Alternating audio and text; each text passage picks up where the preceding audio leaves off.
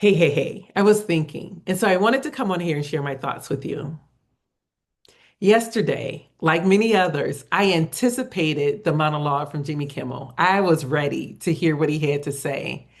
And just to ensure that I didn't miss it, I set an alarm for 11:35 in case I was asleep so that I could wake up and see it. But I was awake, so I turned on ABC. I watched him come out. He got a standing ovation that lasted a pretty long time. And then he said something and got another ovation. And I was like, no, let's get this thing going. Somewhere during a blink, I fell asleep. So I saw none of the monologue. By the time I had awakened, the show was over. But thank goodness for YouTube because I was able to catch it this morning and see what he said. And I thought it was powerful. I am a Jimmy Kimmel fan. Now, do I watch his show every day? No. I'm not even up most days at 11:35. So no, I'm not watching his show. However, I remember the last time I was in LA, I got a ticket so that I could see his show. And I had to be there at 4 o'clock. That's when the doors were going to close for the audience.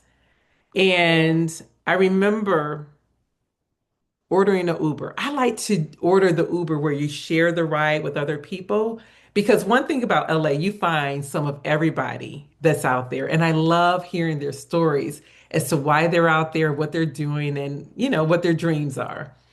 And so I gave myself plenty of time so that I could get there at 3:30 and still be able to meet people in the car.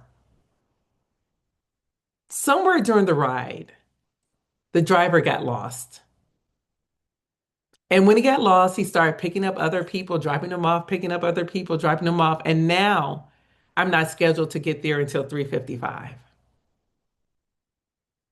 It gave me a 5-minute cushion. Guess what time I got there? 4:04. Yep, I was late, which meant they gave my ticket away to somebody else. I'm like, what am I supposed to do now? I didn't came all this way to see Jimmy Kimmel, and now I'm not going to see him. I found out that they were doing the taping of American Ninja Warrior. So I went to go see that. But it was not the same. I wanted to see Jimmy Kimmel. And then I found out that his guest for the day was Kobe Bryant and Mike Epps. Kobe Bryant was promoting his children's book, and I missed it. This was like maybe 2 years before he passed away. Missed the opportunity to see Kobe, missed the opportunity to see Jimmy Kimmel, who probably won't be on for much longer because they're not happy.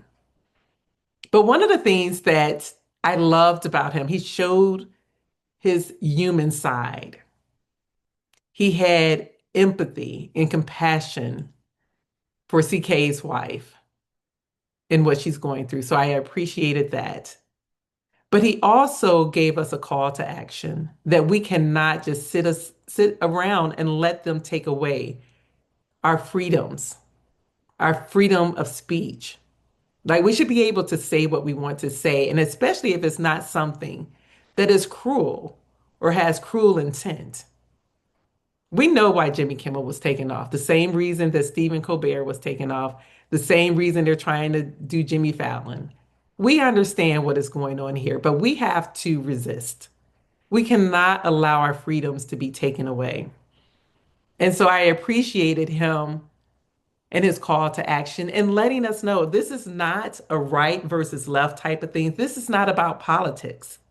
This is about everybody's freedoms. So people who are Republicans, people who are Democrats, there are people on both sides who are not happy about this. And we have to come together to stand up against it. Because if that goes away, then what else is going to go away? We see things that are going away. And I was just listening to someone on the news. I'm not sure who it was, but they were talking about how the majority of our media is controlled by a few people. They get to control the narrative that's put out there. They get to control that. I talked about this earlier this year because I feel that way with Facebook. I truly feel as though I have shackles on. They get to dictate what goes out to people and what doesn't. I get insights. I get to see how many eyes are on what I put out there. And sometimes it is zero, zero, zero, however you say zero, nothing. Nobody is seeing what I put out there. Now, how is that possible? Because they're not showing it to people. They're not sharing it so that people can see. Like sometimes you get shadow banned. And so people don't get to see what you put out there unless they go to your page and see it. And I still don't know that people will get to see it.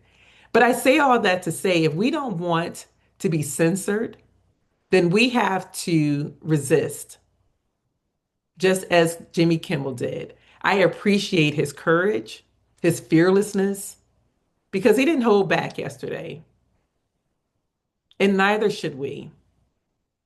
So that is it. If you didn't get a chance to see the monologue, go look at it. Yeah.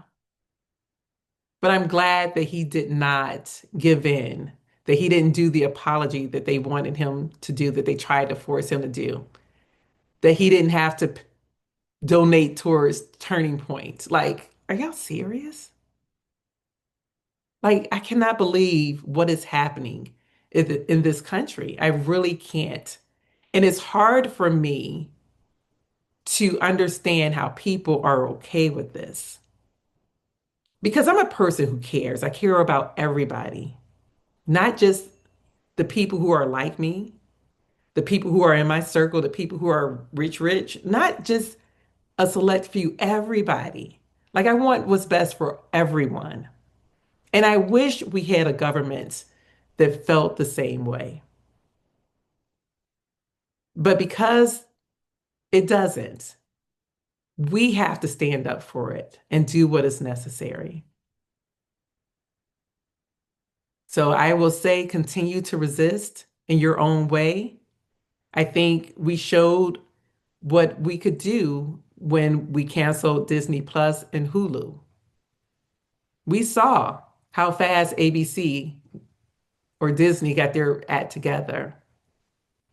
Now we got to figure out how to boycott the other ones. All right, that is it for today. But I just wanted to come on and share that and then also let you know that I love you. All right, take care. Bye bye.